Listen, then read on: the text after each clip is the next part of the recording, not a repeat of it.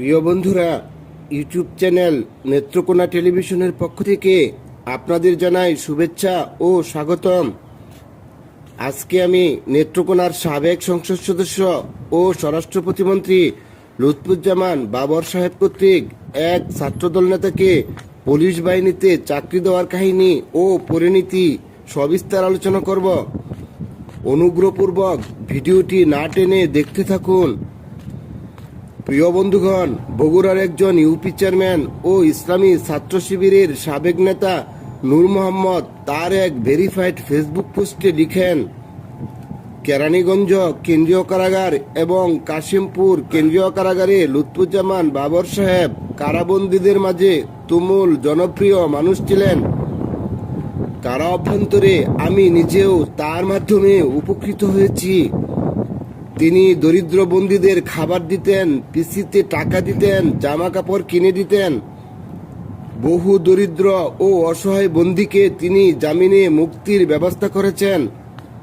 এই দুই কারাগারে যারা বন্দিত্ব জীবন কাটিয়েছেন তারা বাবর সাহেব সম্পর্কে ভালো জানেন। একদিন কারাগারে বাবর সাহেবের রুমে বসে গল্প করছিলাম। তিনি একটা ঘটনা বলে দুঃখ প্রকাশ করলেন। ঘটনাটি ছিল ঠিক এরকম।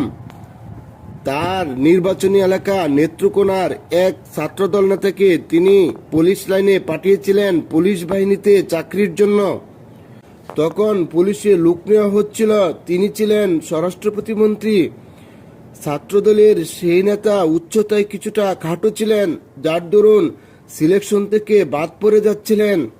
যেহেতু স্বরাষ্ট্র প্রতিমন্ত্রীর সুপারিশ ছিল, তাই তৎকালীন পুলিশ সুপার ফোনে বারবার বাবর সাহেবকে সংশ্লিষ্ট ব্যক্তির উচ্চতার ঘাটতি প্রসঙ্গে জানালেন। বাবর সাহেব এসপি সাহেবকে বললেন, উচ্চতায় কম হয়েছে তো কি হয়েছে, প্রয়োজনে পায়ের নিচে ইট বিছিয়ে নিন। এসপি সাহেব বুঝে গিয়েছিলেন বাবর সাহেবের বার্তা। ছাত্রদলের সেই ছেলেটা চাকরি হয়েছিল। এরপর কেটে গেল অনেক বছর। বাবর সাহেব আমাকে বলেছিলেন, নূর মোহাম্মদ, দুঃখ কি জানো, ছেলেটি আমার নিকট কোনো আত্মীয় ছিল না।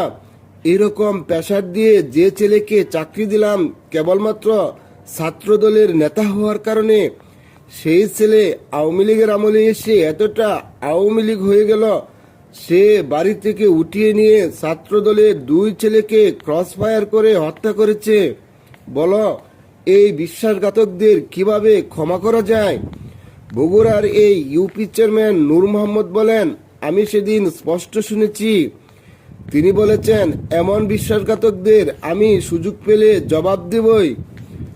আমি ইউটিউব চ্যানেল নেত্রকোনা টেলিভিশনের মডারেটর কৃষিবিদ মোহাম্মদ রুবায়েত হোসেন লুৎফুজ্জামান বাবর সাহেবের এই ঘটনা থেকে মানব জাতিকে শিক্ষা গ্রহণের অনুরোধ জানাই। মেধাকে পাশ কাটিয়ে কারো জন্য অন্যায় সুপারিশ করা মোটেও উচিত নয়।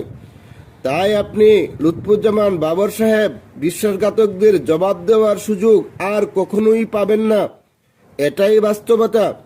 প্রিয় বন্ধুরা, আজ এ পর্যন্তই। পরবর্তীতে কথা হবে অন্য কোনো ভিডিওতে। সে পর্যন্তই ভালো থাকুন, সুস্থ থাকুন। আল্লাহ হাফেজ।